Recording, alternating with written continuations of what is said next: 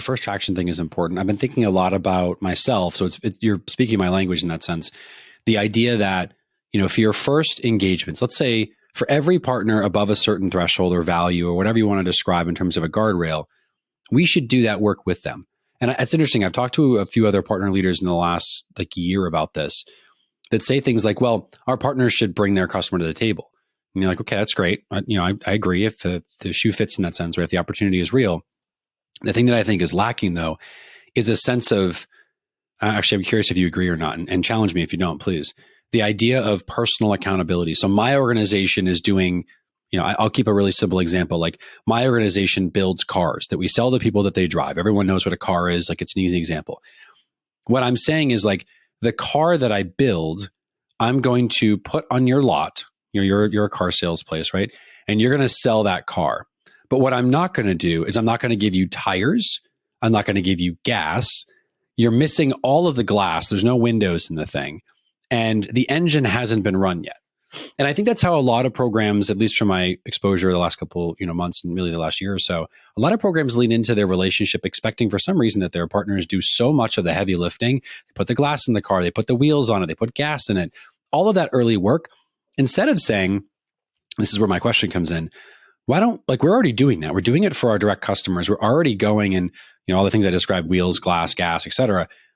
Why wouldn't we just do that with our partner for a set number of times? The first 2 times you do this, Mr. and Mrs. Partner, we'll do it with you.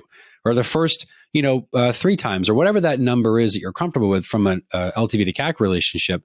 But more importantly, are you not ensuring mutual success, mutual outcome? And then to your point, Rick, now we're delivering value in the first, 30 days, first 60 days of this partnership, wherein not only is the partner winning, the customer's winning. So now they're happy. So they're making the partner happier. And it's this nice little cyclical thing that starts to happen. So I'm curious, have you seen that? Obviously. And if you have or have not, what are your thoughts on it?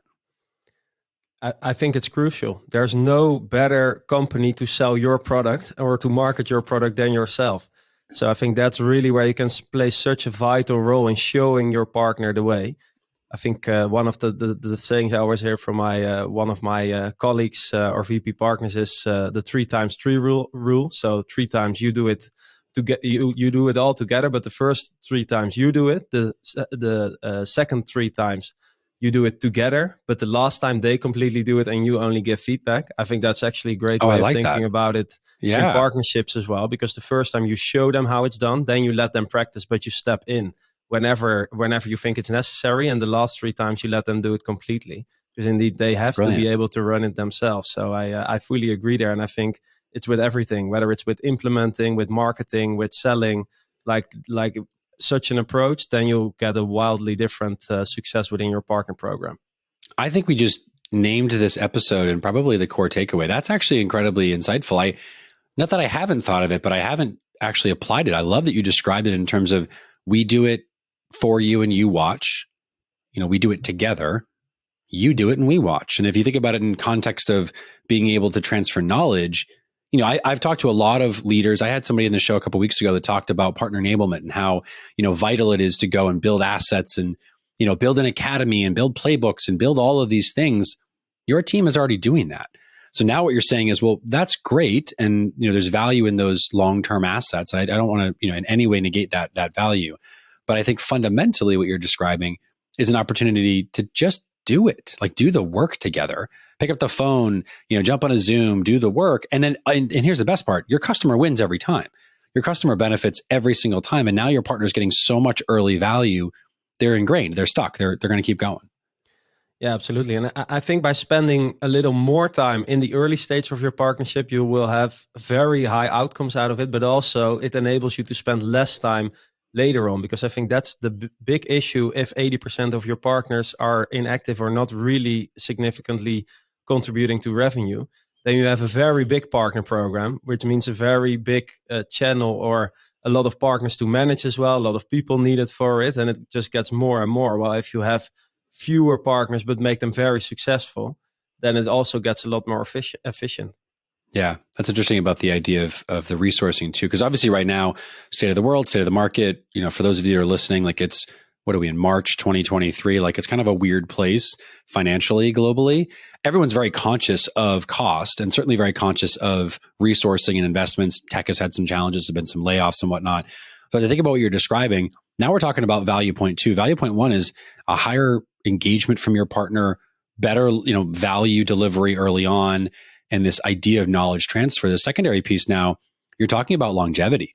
You're talking about sustainability and the opportunity, if you will, to really ingrain this in somebody kind of for the long term without taking a bunch of head count and cost and whatnot and trying to go and tackle that. So now you're saying we can optimize not only our customer experience, but our own internal cost structure a little bit and be more effective potentially long term. I'm actually curious, as I'm saying this out loud, have you seen that work? Like, have you actually observed any programs, you don't have to name them, but just for example's sake, that have been able to take this idea of early value, kind of early in, first in, and translate that into a higher, perhaps a lower ratio, if you will, of disengaged or partners that are not delivering value? Is that working for anyone? Yeah, absolutely. I think indeed it's that first piece where you put in a little bit more of manual work as well. So you really help your partners throughout. But then for the longer period of time, we are working with a lot of customers as well that then also automate a lot of that digital partner journey, so to say. So to make sure you keep continuous engagement, that you track every partner interaction, that you are helping them with playbooks and really monitoring your partnerships at scale. And I think that's crucial, that you really find, okay, which partner should I put my attention on? And I think that's the thing, great. like in the beginning, if you just have a new partnership and it can be a significant partnership, you need to give it a lot of attention anyhow. But then as soon as it starts scaling and you get more and more partners, you need to find out for the partners who went through the onboarding, okay, when do I need to get, it's all about getting the right message to the right partner at the right time. Yeah. Yeah. I love that brilliant highlight. We're close to the end of our time here. Why don't we do just a quick, minute or two on what you guys do. And that way folks, if they're listening, can understand, who you are and the value you deliver to the partner community in case they want to get in touch. Yeah, that's awesome. I've founded Channext now 4 years ago. It's a partner success platform, and it really combines partner management, partner marketing, and partner sales, working on your partner co-selling in one platform. And I think the vision was always that. I think it's been one of the things that's been on my mind ever since I started the company, that we always managed partnerships in portals. But there's one big problem with portals, is that it's very siloed. So it only enables a one-to-one relationship. While nowadays, partner ecosystems, you want to work with your alliances and your tech partnerships, with your distributors, you want to work with your managed partners, all in the same platform, and also combine a lot of like co-marketing with your tech partners through your channel as well. And I think that's really, we built that from the ground up with that approach, actually. So it enables all forms of partnerships with the key activities you need to do with your partners. It's brilliant. I love it. Very, very cool. If folks want to get in touch, where do they find you? Are you a LinkedIn guy? Do they email you? How do they reach out?